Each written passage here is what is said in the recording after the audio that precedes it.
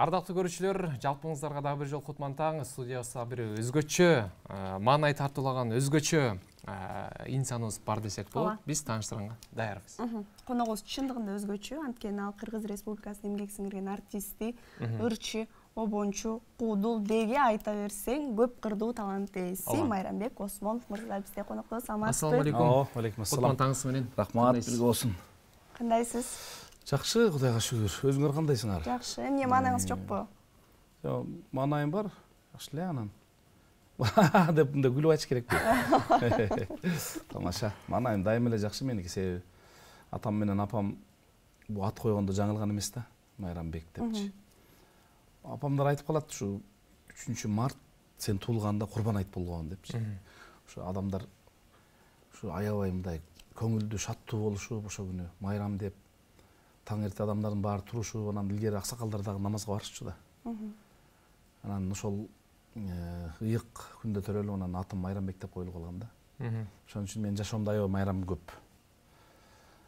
Кудай Таала элге тынччылык берсин биринчи. Анан мына көкүрөктөгү тынччылык жакшы, жүрөктөгү тынч уктайсың. Анан үй бүлөдөгү тынччылык, анан ааламдагы тынччылык. Ошол үчөө жакшы болсо, анан могул кээ бир мамлекеттерде ок жаап атпайбы асмандан. Бизден каар жаап турса, Кудай Таала аябай мээрим төгөт да бизгечи, аябай бактылуу эл бизде. Кээде кышында жамгыр да жайт биздечи. Аркабызда такыр чаң калбаган элбиз да. Бирөөгө жакшылык кыларда жаң калбаган, бирөө жамандык кылып койсо таң калбаган бир мыкты эл бизде. Анан ушу жетекчилигиңерге ушу мени эстеп ким чакырып, ушул эфирге концерттин алдында бир чыгарып коелу деп ким эстеген болсо, ага Кудай Таала 100 эселентип жакшылык берсин дейбиз. Кимдер чакырганын, кимдин көңүлүндө экенибизди билебиз. Рахмат. Өзүңөр кандайсыңар? Жакшы, рахмат. Көңүлүңөр, маанайыңар жокпу? Жок. Сон, маанайым сон. Эң сонун. Студияга кирип келген сөзсүз түрдө маанайым сон.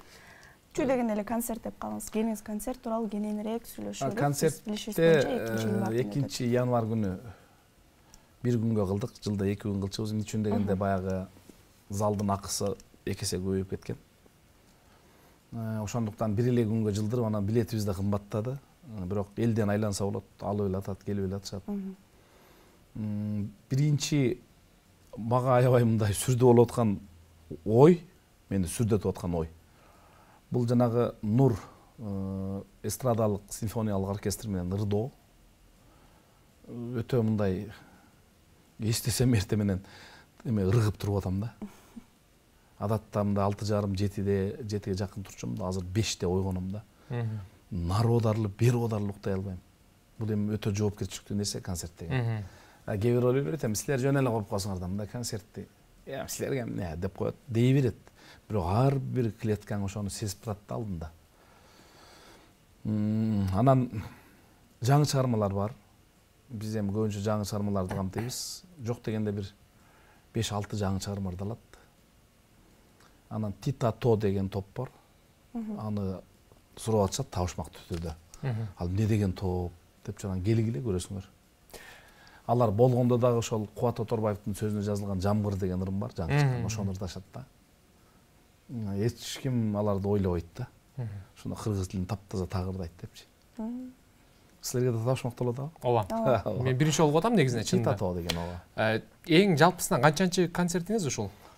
Концерт жалпысынан жылда катары коюп келаткан 7-чи концерт. 7-чи концерт. Анан жалпы баарын эсептегенде көп эле. Эсептеш керек, а? Эсептеш керек. Демек, бул концертиңиз өзгөчө болот. Жылда эле өзгөчө болуп атат. Былтыр Сиз сагынган аккордеон деген концерт болчу. Сахнаны бир бөлмөлүү батир кылып жасап, 7-өбүз ушундай диванга чыгып алып эле 2 саат 41 мүнөт концерт бергенбиз. Элдин бирөө да кыймылдап эшикке чыккан эмес. Анан бүгүн 29-декабрь Маданият каналынан саат 22, кыргызча айтканда кечки түнкү 10-до ошол концертти көрсөтөт. Сиз сагынган аккордеон деген 2 сааттык концерт. Анан эфирден пайдаланып ошол КТРдин жамаатына дагы жетекчилигине ыраазычылык билгизип коюш керек. Эмне үчүн дегенде бир күн аттатып 2 күн катарынан берип атат да. Бул дагы ошол биздин алдыдагы концертибизге болгон мындай чоң жардамы деп эсептейм. Бизди жөлөп таяп турган ошол сиздерге окшогон журналисттер, ошол жетекчиликтер, алардын көңүлүнө түшпөсөң мындай жакшы нерсени тартуулоо өтө кыйын да негизи. Анан Майрамбек эле эмес да. Майрамбек окшогон иштен майын чыгарган канча миңдеген таланттар бар. Алардын баардыгы ошол эфирге ошол жака кириш керек дегендей. Анын өзгөчөлүгү менен ортодон куудулданып барам да. Ошол тартуулай турган күлкүлөрүм көп. Анан экран менен иштей турган бир күлкүлүү оюндарыбыз бар. Аны мен оркестр жанагы оркестрде отурат го, кыздар ошолор менен ойнойм. Бизде мындай оркестрде ырдатып эле анан төлөп маэстрога мынтип коелу анан оркестр таратып беришет. Кечээ күнү мен кичине көрдүм да, ошо оркестрдин жамааты менен мындай байкап көрсөм, алар өздөрү да күлүп жыргап атышат да. Демек, алардын да көңүлүн көтөрүш керек. Эми бул жаңы формат деп койсо болот. Биздики баардыгы эле баягы рамкада да мындай эптеп эле ушул концертте өтүп кетсе болду. 2 саат өтүп кетсе. Монтаждап колдонуп минтишпейт да. Минтип алышат анан. Ал 2 саатта өтүп кетет. Кеп сенин келечегиңде да. 2 саат концерт өтө берет. Эптеп кыбырап сыбырап ырдайсың. Бирөө боор оруп деле карайт сенчи, акча эптеп акча таап алайын деген экен депчи. Бирөө сүйүп тойбой карайт. Бирөө бүтпөсө экен дейт. Ар кандай да көрүүчүлөр ар түрдүү болот да, ар сындуу болот. Анан алардын баардыгынын купулуна толуп элечи, эмне деген концерт деп алардын купулуна толуш кыйын үчүн дегенде, эгер бай кедейлерге 100 кой берген турбай, семиз кой берсе анан жолдо уратып сөгөтүмүш да. Жибин кошо бербейби депчи. Анан кой берет дегенден кийин жип алып алыш керек да. Концерт дегенден кийин эми ар кандай мындай жагдайларга даяр болуп келиш керек да. Балким свет өчүп калат, балким фонограмма өчүп калат. Телевизор көрүнүп калганда азыр фонограмма жок филармонияда. Кудай буйруса 25 ырды ошол жатка ырдашыбыз керек. Кудай буйруса. Азамат. Сүйлөгүлө. Биз кудуктап тургандай болдук го. Негизи фонограмма деп калбадыңыз анан ушул фонограмманын тыюусуна кандай көз караштасыз? Өтө жакшы көз караштам. Өтө чоң бир жетишкендик болдук окшойт, э? Биздин маданият министрибиз Максутов Алтынбек Аскарович ушул ишти өзү колго алып, өзү киргизген да, ушул мыйзамды. Ырдалбасын депчи. Мен тойдо фонограмма менен ырдагандарга дагы киргизсе жакшы болот эле. Мен бир өзбектердин тоюнда көрүп калдым. Бир өзбек киши бир ырчы ырдап атса эшикке чыгып барат тойдо. Учкан калмасаң мынтип колуңа. Мынтип кармасаң, ошо микрофонду жок, андай эмес. Мынтип алып коет да колунан. Алып койсо фонограмма ырдап атат деген. Мынтип микрофонду ыргытып берет. Бизде да ошондой кылыш керек тойдочу. Ырчын жанына барып микрофонду алып көрүш керек. Эгерде жандуу болсо кайра берип коюш керек мынтипчи. Жанагындай өлүк болсо анда ыргытып бериш керек, жана өзбекке окшопчу. Демек бул фонограммасы жок ырдагыла деген закон максатына жетпей аткан экен. $500 деген сөз мындай көңүлдү ортуп айткандачы, катып айтканда бул 50 000 сом да. 50 000 сомго 2 кырга татыксыз көп эле. Татыксыз. Ошону байкушчу тигил 5 жыл, 6 жыл чогултуп атат. Мен ушу балам үйлөнсө, ушуну чакырып той берет элем депчи. Татыксыз. Ушул тойдогу фонограмманы да жоюш керек. Ошондо иргелип нак таланттар калат да.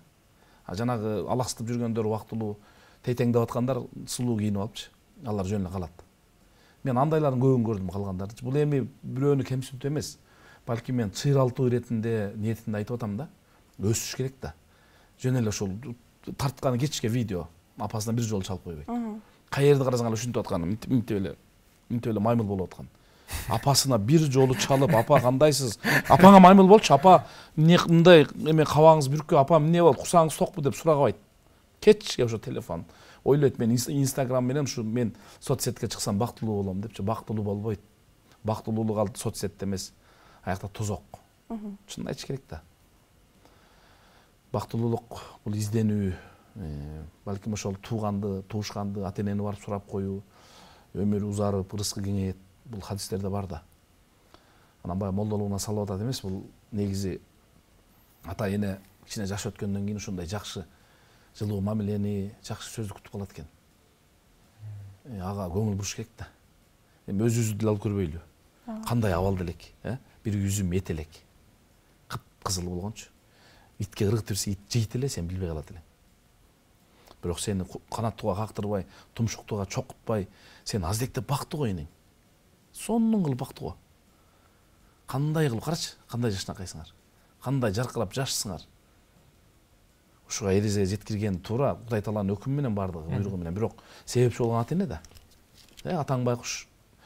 Мен атам билем да. Колдору кесилип кеткен, май дайыма катып калган. Анан эртең менен да муздак суу менен жуучу, мен дайыма коюп берчүмүн, колун 3 жолу, бетин 3 жолу жууп, анан оозун 3 жолу чайкачы. Анын щоткасы мына сөймөй болчу. Ушу менен бияка бир, бармак менен 2 жолу бияка мынтип койчу. Ошолор ошентип кыйналып баккан да, кыйынчылык заманда. Фундаментибиз болсо үйдө таштан эле. Элестете, сарайың болсо камыштан жабылган. Азыркыдай калың жок, андулин тиникелер жок. Үйүңдүн кээ бир жерлеринде сөзсүз бир жерде чака коюлуп турган болот, тамчы тамат. Ошондой кыйынчылыкта чоңойткон да. Анан өмүр өтүп кетет. Сотканы тиктеген боюнча өмүр өтүп кетет. Балким пешоходдо алаксып калса, ошол пешоходдо өтүп кетиши мүмкүн өмүрүчү. Абайлаш керек. Көздү сакташ керек. Илгери эмне үчүн рак болгон эмес адамдар. Ондон кийин уктаган, кеч киргенде уктаган, чырак жандырган эмес. Жана рак болгон адамды күнгө чыгарбайт го. Ошол сыяктуу эле ушул жарыктар ошол адамга өтө зыян экен да түнкүсүн. Бир аталышта айтышты эле мындай, түндө адам караңгыда уктаганда, Кудай Тааланын өкүмү менен бир адамдын денесинде оорулар тазаланат депчи. Атын унутуп атам да, аталышы бар эле. Анан ошол мезгилде жарык күйсө, ал тазалабайт экен да адамды. Ошон үчүн ондо уктаганга үйрөнүш керек. Эрте уктаганга. Эртең аруу максат тилектерибиз бар да. Үй бүлөлүү болсом, бала чакалуу болсом, балдарымды жыттасам, алардын жыргалына бөлөнүп, алардын ийгиликтерине кубансам деген аруу максаттарыбыз бар да. Анан ошого жетпей калып атпайбы кээ бирөө. Кичине эле бир повод болсо эле ичишет, мас болот. Ар кайсы жерде калат, жаман сөз угат. Эркек иче берсе, үйдө кадыры болбойт. Алдына калың төшөк салынбайт. Балким ачуу сөздөр айтылат. Ызырынган мамиле. Береке качат, Береке качат туура. Анан урмат деген сөз үйдө айтылбай калат, таалай бакыт деген үй айтылбайт. Сен өлбөдүң, сен ушун койбодуң, сен акмак. Бир жаман сөздөрдү, жаман сөз уруш болгон үйдө ырыскы болбойт. Качат да, 40 күн качат деп айтылат. Ошон үчүн ушундай убактарда, мындай таңдарда бир жакшылыкка чакырып элди дайыма үндөп турушубуз керек. Анан эле кыйратып аткан эле биз мынтип атабыз, тигинтип атабыз эле өзүбүздү мактабайчы. Ата энени караш керек. Ата эне, эртең ата эне болосуңар, ошондо ушул учур бир эске түшөт. Ушунда бир айтты эле депчи. Ата эне менен бир тууганды кароо менен өмүр узарып, ырыскы кеңейет экен. Садага менен байлык кемебейт, балия кемейт экен. Жардам бериш керек бир тууганга. Ошон үчүн эң биринчи адамдагы ыйман өчпөсүн дейбиз, анан ден соолук кетпесин, душман кууп жетпесин. Анан эми ден соолугу болсо буту кол иштеп, көзү көрүп, кулак укса эптесин да. Жаман ойго кетпесин. Сүйлөгүлө. Сөзсүзлөр дейбизби? Биз жана бул тема фонограммадан улам козголуп кетти окшойт, профессионал эмес ырчылардан. Анан сахнанын ырчыларын 100% деп алсак, ошонун канча пайызы чыныгы таланттар деп ойлойсуз сиздин баамыңызда? Мен өзүмө орто заар талантка кошом. Аябай кыйынсың сен, таланттуусуң деген менен делечи. Мен өзүм билем да. Таланттуулар кимдер? Мен Болот Миңжилкыевке эч ким теңей албайм. Вот ошону элдик народный артист десе болот да. Эмне деген талант? Чалкап атпайбы? Чалкап атат. Эмне деген талант? Азыркы жаш ырчылардан Талант Токонбаевди мен өтө баалайм. Опералык багыттагыдай шумдук. Шумдук ырдайт. Ал эми эстрада жана Максат Кулиев деген оончу акын бар, төкмө акын. Үнүнүн объему шумдук. Тим эле көлкүт да. Кадыралы Артыковдун үнүн бааласа болот, укмуш. Ал ырдаганда тим эле сулуу да ырлар. Мен жакшы көргөндөрчү. Азыркы эстрадага жаңы чыгып аткан жана Мета Тим деп чыгып атпайбы, Мыктыбек Нурланбеков деген. Ошол жигит аябай эмгекчил. Элде такыр жок нерсени, такыр жок бир адамдар көрө албаган багытта жүрүп атат да. Жанагындай бир максаттуу командасы мененчи. Айта берсе аябай көп да. Анан мындай кыйындар жокто чочуп ырдап койгон бизге окшогондор толуп тура, капа болбосун. Жөн эле жүрүшөт. Тирүү өлүк жөн эле жүрөбүз. Аракет кылыш керек. Бул өнөр дегенчи 1% Аллах Таала 2% дейли, 3 мейли. Ошону берсе, сага мындай чекесин чыгарып койсо, калган бүт бери суруп алып, эмгек менен өндүрүп өстүрүш керек. Аны бутак байлатып өмөлөтүш керек. Шагын ийгизиш керек болсо. Жөн эле кийинип алсаң эле анан улам эле тиги интернетке эле сүрөтүңдү эле кое берсең кыйынсыңбы? Мен ошол жанагы жалжайып эле кыздар кое берет го сүрөтүн. Ошолор бүт тозокулар. Мени жаман көрө берсин, бетине айтып коюш керек. Эртең кеч болуп калат да. Эриң жок болсо, жана бир депутат айткандай, турмуш куруп аракет кылып, бакыттын немесин үйүн түптөш керек. Жашынакай үмүт мененчи. Анан эле ошо карасаң эле сүрөтү турат. Уялбайт экен. Айтайын десең жабалайт. Айтпайын десең түшүнбөйт. Чоң эле 35-36дагы чоң эле илгери катын болгондо. Анын кыз дебейт да. 35тен кийин бир аксакал айтчу эле, аял муздап калат депчи. Аны жылыта турган үй бүлө, бала чака, жашынакай тууган тушканды тосуп, бир башкача өмүр сүрүш керек да. Сүрөтүн эле чыгарып берет бир кыздар. Сүрөтүн эле чыгарып берет. Таң калам. Качан көрсөм эле. Жакты окшойт болот. Мага аябай жагат. Мырзаларга деле бул нерсе туура эмес да. Эми мырзалардын чанда эле бар да. Эми ал жигиттердики бул өлүм менен барабар. Ал кыз болбогондон кийин, ал аял болбогондон кийин, ал эр издеп атпагандан кийинчи, аны эл издеп атпагандан кийинчи, ал дагы маймыл болбош керек. Сүрөтүн эле чыгарып эле ушинтип эле мен анан күнүгө эле жанагы каякта жүргөнүн чыгара берген эркектер бар го. Булардыкы деле өлүм да. Акыбалы өтө оор. Жиңгирип кеткен дейин десем капа болот. Мээсинен айдаган дейин десем кабарлашпай, кат жазбай калат, катташпай калат. Уят дейт. Бирок чыгармачылык ошол нерсени талап кылат. Келип эле атпайбы? Угуп эле атат, чакырып эле атат. Эч кандай рекламасы жок эле, эч кандай эчтекеси жок эле, тапчу адам бирөөдөн сураштырып эле таап атат. Илгери ат менен эле барып кабар айтчу эмес беле? Илгери той болуп эле ушундан жакшы эле мамиле болчу эмес беле элдин арасында? Демек, азыр соц тармактар элге белгилүү болуунун оңой, жеңил жолу. Жеңил жол. Ошон үчүн биз эсибизде да мурун бала кезибизде кечкиче эмес да. Кечке эле өмүрү бир кылымдай сезиле берчү кечке чейинчи. Азыр ошондойлор соцсеттен болуп тез болуп калды го. Ошого жараша Кудай Таала убакыттын берекесин алып тез эле. Мына азыр бир аздан кийин түш, бир аздан кийин кеч келет. Эртең 3-январь болуп калат турпастан эле. Карасаң эле 8-март, карасаң эле 31-август. Карасаң эле кыш, карасам эле кыз. Болуп калат. Болуп калат. Туура. Кайсыл суроого токтолдук эле дейт. Негизи даярдыктар башталды концертке. Бүтөйүн деп калды. Бүтөйүн деп калды. Негизи филармонияда мисалы концерт коюуда мүмкүнчүлүк береби кирип даярданып? Берет. Сураныш керек жетекчиликтен. Көбүнчө биздики аккордеон менен үйдөн даярданабыз. Анан мен мындай айта турган нерселерди мындай күзгү карап даярданбайм, анан бай оюмда, кыялымда жүрө берет. Мен кызыл светофор күйсө экен дейм да. Азыр көп күйгөндөр бар да, 60 секундга чейин күйгөндөр. Ошол мезгилде мен аябай баягы эмелеримди мындай тизмектеп, акыл чөйшөгүмдү тизмектеп, анан жашыл күйүп кетет. Жашыл күйбөсө экен десең күйөт да кээде. Закон подлость деп коет го орустар. Дайым ошондой светофорлордо. Эки баламды садикке алып барчымын да. 2010-жылдары, 2009-жылдары. Текебаевда тураш керек болуп калды. Өрмөттүү мекендештер. Светофорго келем Дасмиянын жанына. Анан сол жака бурулам да 9-садикке. Ошол жерде токтойм анан. Өрмөттүү мекендештер десем эле биякта Дилдүл деген балам бар. Өрмөттүү мекендештер деп эле мени туурап калыптыр. Ошого чейин сиңиптир. Мен ойлоп көрсөм ошону 2 ай даярданып турмун. Текебаевди туурайм деп 2 ай. Анан башка партиялардын ишмердүүлүгүн алып көрө турган болсок, алардыкы совсем башка. Мисалы, чыпалаган баштайт го. Адамдар биян менен баштайт го, ал киши мындай ылдыйтан баштайт. Биздин партия өтө өзгөчөлөнгөн партия экенин анын элдин баары билет. Ушуну туураш үчүн Текебаевдин алдыңкы эгин кичине түшүрүп, анан анын образын кийип, анан туураш керек да. Антпесең такыр чыкпайт. Мисалы, Бейшенбек Бекешев бейиши болсун эле.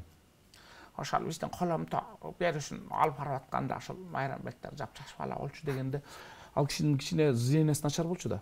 Ошону да элестетесиң да.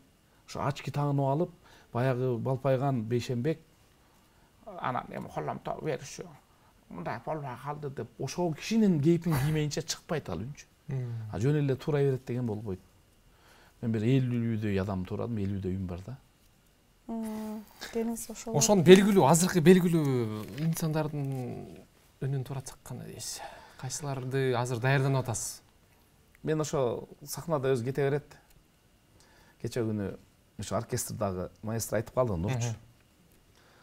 Аскар Акаевич турап коюшпу эртең концертиңизде деп, жана ал аябай эметет экен да.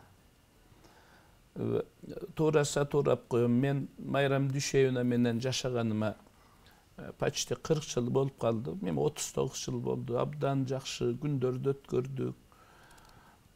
Башка кишилерге караганда, башка аялдарга караганда жакшы жашадык, элдин эсебинен. Жакшы кызматта болдук. Анан жакшы эле чогултуп алдык, Кудай буйруса. Анан жакшы түз, баягы тоолору жок жолдор менен качып да кеттик деп күлөт. Десем аябай күлүштү эле кече. Ошол сыяктуу анан алар баягы белгилүү инсандардан бир 5-6 куттуктап келип ошону кылабыз. Мотоюбай Айшекем да бар, анын ичинде Кудай буйруса. Сооронбай Жээнбеков. Жок, аны кылышым тураган жокмун. Мен немем ага келбейт. Башкаларын турайм. Көбүн турайм. Эми Роза Атымбаева деп коесуз. Алла жөнүндө тураганбыз. Ошол жанагы кара сууда вертолет менен барганыбызда ушул алтыдан урган вертолет турган таш вертолетко келип танк этип тийип атты деген жерде. Окшоштубу? Аябай. Мен кесиптешимде ушундай турамай талант Адаттар барбы? Турап койбойсузбу бир. Мен режиссерлорду эле турайм. Жок. Ошондой, ушинтип баягы эми өзүбүздө кемчилдикти билбей бирөөнү сындап коебуз да. Бирөөнү сындоо менен оозубуз кулакка бир карыш, жүрөккө бир карыш. Өзүбүзгө да айтабыз да. Ошентип келжең деп интернетке чыгып бербе. Жашыңар өтүп калды, Майрамбек. Кичинекей жаңды карап, кеңеш сурап, иш кылгыла. Жаштарга алар жаштыгы менен кыла берет көп нерсени. Биз деле жаш кезибизде көп нерсени кылганбыз. Анан эми ошол кезде ай уй деп кичине этегибизден тартып, жакабыздан тартып, кичине өзүбүзгө тике карап, мындай акыл айткан киши деле болгон эмес. Эми бизде көрө албастык деген өнөр аябай күчөгөн да. Сен ошол күнү концертиңде свет өчүп калса, үнүң чыкпай калса, бирөө үчүн аябай майрам да бул. Ал 50 жылдыктан да чоң майрам да. Ошон үчүн мен ойлойм, адам жакшы ниетте, жакшы пейили менен дайыма адамга түз жакшылык тилей берсе, ошонун баарын Кудай таала өзүңө берет. Ошол биздин күнөөбүздү, сообузду жазган периште, эгер бирөөнү каргасак, Аллах Тааладан сурайт турбайбы? Өзүнө да бер, өзүнө да бер депчи. Демек, эмне кылыш керек? Жакшылык каалап туруш керек. Бирөөнүн жакшылыгына кошулуп, аны менен тилектеш болуш керек. Жүрөктөш, табакташ болуп койгон жакшы да негизи. Анан бул эфирге келип эле дайыма ушинтип айта берет эмес. Биз аз элбиз да. Биз кичинекей элбиз. Биз замат деле жок болуп кетишибиз мүмкүн, караңгылыктан дагычы. Караңгы адамды, элди башкарыш оңой да аябай. Нары бери буруп чайкай берсе болот да, коркок элдичи. Анан ошон үчүн мен ойлойм да, намыстуу бололу. Дайыма мындай жакшы ой тилектер менен бирөөгө жакшы сөз сүйлөй албасаң, унчукпай эле кой болду. Жакшылык кыла албайсыңбы? Колуңан келбейби? Жакшылык кылгандарга кошулуп кой. Өзүң жасай албайсың, жасагандарга түштүктүктөр айткандай там бериш керек. Башка эмне? Анан аракет кылыш керек. Дайыма ийгиликтерге жетүү үчүн аракет, эңсөө, жакшыларга жанашып, алардан үйрөнүү, бир жакшы максатта болуу.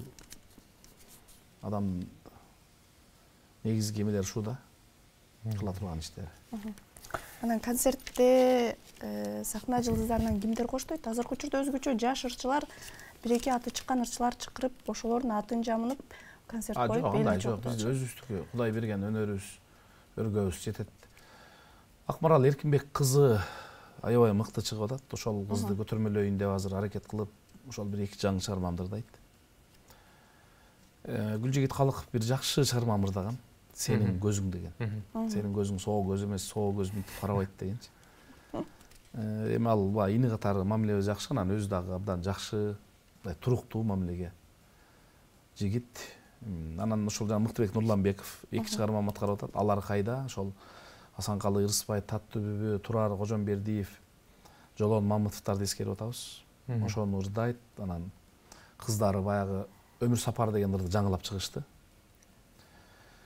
Анан кийин Титато бул эмне айта берейин, Титато деп чалып эмне болду экен деп. Андан сырткары Гүлзайыр Сагынова деген мыкты ырчы кыз бар. Ошону бир эне жөнүндө чыгармамды аткарат. Ал ырды өзүм деле уккум келип атат. Кандай ырдады. Аябай табышмак болуп элечи. Уга элексиз бирок. Уга элексин да өзүм дагы мындай аябай дилгирленем да. Анан элдер ойлойт да, сахнадан чыгып кеткенден кийин ана жака барып кийинип атат деп. Жок, мен берки мен ырымдап аткандарды капталдан келип алып концерт көргөндөй болуп угам.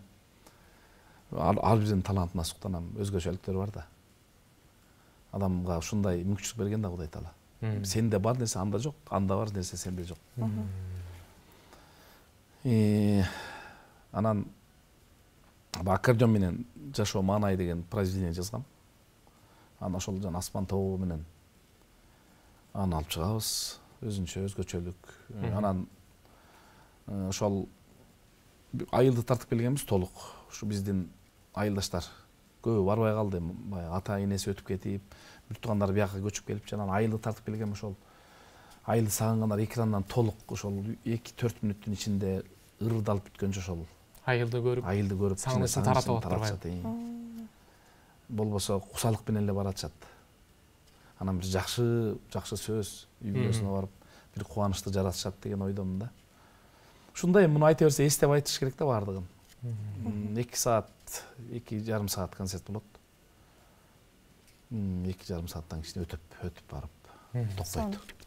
Буюрса 2024-жылды 2-январь күнү филармониянын чоң залында сонун башталат экенсе, дагы кандай пландарды коюп атасыз жаңы жылга? Мен жаңы жыл тоспойм. Келаткан жылга. Эч бала чакамды эч ким тоспойт. Ачыгын айтканда. Ачыгын айтканда ооба. Мындай кичине бир эсептейбиз, канча расход кетет экен деп. Аны эмне кыласың? 5 мүнөттө анын баарын чачып алып эмне кыласың? Эми бул акылга сыйбаган нерсе да. Андан көрө эртең оокатыңды тиричилигин кыла бер акырын. Ал атылганда эмне болду? Аба бузулду, сен дем алдың, сага зыян. Мунун баягы келечегин арт жагын ойлош керек да. Анан кайра сен дем алдың, абанын баары бузулду ошо күнү. Анан кайра дем алдың, түтүн өпкүңө кирди, сен кесел, карызга акча сурап, кайра больницалап жүрөсүң. Ооба, мен сиздин сөздөрүңүздөн эле түшүндүм жаңы жылды тоспоруңузду. Мен сурайын деген нерсе 2024 жаңы келаткан жылга койгон пландарыңыз тууралуу. Пландар эми бардык эле ниеттерим жакшылыкка, бирок биз пландагандай болбойт да. Япондор айтып атпайбы? Биз пландайбыз дейт. Кагазга түшүрүп, минутасына чейин, саатына чейин сонун пландайбыз, болбой калат дейт. Силер болсо кыргыздар монтип чыгат экенсиңер үйдөн дейт. Эмне кылар? Эми келип калар 9-да жумуштан жүрүп барса барып келебиз дей. Алдыбыздан чыгып калса ажомо жүр деп эле туруп алып кете берет экенсиңер дейт. Ишиңер бүтө берет экен дейт, жашооңор улана берет. Ушундай экен дейт. Бизде бардыгы сүйлөшүлгөн, пландашылган. Магазинге кирип баратканда эмне алып чыгабыз, эмне керек, анда жазып алабыз дейт. Силер болсо, охуй, могу жаман чөтү келген, кып-кызыл экен алма деп эле ала берет экенсиңер кошуп дейт. Үйүңдө алма турса делечи. Бизге да ысырап кылабыз да ошентип. Бирок биздин тобокелчилигибиз тоону ашырып жүргөн элбиз негизи. Алар планы менен көп иштер бүтпөй деле кала берет. Биз эми айтайын деген сөзүмдүн жыйынтыгы, биз Кудайга итаат кылып ишенген элбиз, мусулман элбиз. Алар болсо акылга салат да. Ошол айырмасы. Концерт тууралуу да кошумча айтып. Концерт ошол, концертке келиңиздер, концертке келип көрүңүздөр. Эми биздин көрөрмандарыбыз бар да. Бар 60-тан өтүп калган. Эзели бир 30-40-тагы, 45-теги адамдардын киргенин көрө элекмин мен концертине. Жалаң ушул 60-тан өйдө 75-80-ге чейинкилер. Менин көрөрмандарым ушундай. Же менин ырларым карып калган, же ошол менин учурумдагылар же каарыды да. Жаштар айткандай, не знаю. Демек, жаштар сиздин ырларыңызды түшүнө беришпейт. Анткени сиздин ырларыңыз ушунчалык терең деп койсок болот. Жок, билбейм, тереңби же мындай боор ооругандар келеби түшүнбөйм мен. Мен өзүм таба элекмин. Негизи мен ушул нерсени байкадым, ар бир ырды укканда да өзүнүн бир доору болот окшойт. Эң туура. Эң туура. Мисалы биз кичинекей кезде Бекбоевдун ырын укпайт элек мисалычы. Мындай жаш өткөн сайын мындай ошол ырдарды угуп, анан ою келип баштат окшойт. Жашым өтүп баратат окшойт деп мына түшүнүп калат экенсиң да. Мен Казаковдун ырларын көп уктум да бала кезимде. Апа ты тамгасы кайсы деп сурачымын да. Анан но балам мына ты мондай деп тыны. Анан кичинекей мына ты деп мен айтып калам, ошо ты тамгасынан баштаган, элдер адан баштаган депчи. Асанкалы биз сүйгөндөр адан баштаган. Анан ошо ты тамгасын мен билем да, алмада радио илинип турат эле. Бул насыйхат. Уюу укчум да. Мурдум нерден өтүп не келип калган өз болбосочу. Ошону укчум да улам тартып коюпчу. Анан ошол кишиге аябай таасирленгем негизи. Ошол кишидей болсом деп дагы токмок тукуп жүргөндө интервьюларыбыз да бар. Анан эми ал деле жакшылыкка, бийиктикке эңсөө деп ойлойм да. Жаман деле болгон жокпуз. Анан ошентип ал кишиге таасирленип жүргөн Асанкалы Керимбаевдин үйүндө жашап калдым мен. Анан ошол кишиден жукту деп ойлойм көбүнчө. Эми баягы ырыскы боошот дейт го. Сыныктан башкасы жугуштуу дегендей. Бир мейизден, бир боошоктон жугат, жакшылык деп атпайбы. Ошол кишинин үйүндө жашап, отунун майдалап дегендей, эшигин шыпырып, кызматын кылып, чын жүрөктөн аккордеон ташып, чакырган жерине шашып, далай кызматын кылдык. Мен ал күндөрдү чоң майрам деп эсептейм да, чоң майрам. Чоң майрам, ошол чоң биринчи жакшылыктын эшиги деп эсептейм ал кишини мен. Демек, бир чоң түрткү болуп сизге да жашагыңыз. Аябай. Анан эми теле радиодо эч кимди деле тааныч эмесмин да. Ал киши бардыгын таанычу, залкар. Ошол теңди курбалдаштар, достор иштечү. Бөкөнбай Боркеев баш болгон. Анан дагы Нуралы Турапов деген досу бар эле. Ошол мени мыскыл тамашага чыгарган 27 жашымда 1992 жылы 27 жашымда дейм да, 27 январь күнү. Жок, декабрь күнү чыгарган. Мыскыл тамашага. Ошол жерде Акаев турагам да, ак костюм кийип алып. Бирок аябай сүрдөгөм, жанагы ал убакта зал толчу да мыскыл тамашага. 3000 киши болсо элесе да 6000 көз турат десең алдымда. Жөн эле аябай адамдын эмес көзү аябай күчтүү болот да, нуручу. Аябай калчылдаган оор болот, Ооба, бир сүрдөп сахнанын капталына чыктым. Азыркыга чейин эсимде Асанкалы Керимбаев чоң колу менен мына жакка капталга урганда, ошондо токтогон баягы калчылдаганымчы. Ошондо чыйгара түшкөн, анан ак кемени ырдагам. Анан Аскар Акаев турагам. Жашабай жатып. Сон. Мындай күндөр өткөн. Чоң рахмат сизге, Майрамбек мырза, таң эрте келип ушундай сонун ой куруп бергениңиз үчүн, алдыда концертиңиз ийгиликтүү өткөрүп алыңыз деген тилектебиз. Ооба, биз да барабыз, буйруса. Ооба. Чакырбасам эле дейбиз. Биз биринчи бололучу. Рахмат, анда элге дагы бир жолу тынччылык каалайбыз. Бала чакабыздын жамандыгын көрсөтпөсүн Кудай. Бала чакаңыздын жамандыгын көрбөңүз. Жогоруда айткан анча-мынча акыл насааттарды ошол керектүүсүн алып, керексизин жөн гана ошол кабыл алып коюңуздар деп ишенебиз. Сизге чоң рахмат келип бергениңизге, убакыт бөлүп атайын таң эрте элди ойготуп, элге бир жакшы бир маанай тартылган үчүн сизге терең ыраазычылык билдирели. Алдыда айта кетчү нерсе, Майрамбек мырзанын достору менен ырдаган жаңы клипине күбө болобуз. Андан кийин Майрамбек мырзадан сонун чыгарма болот, андыктан бизден эч кайда алыстабаңыздар.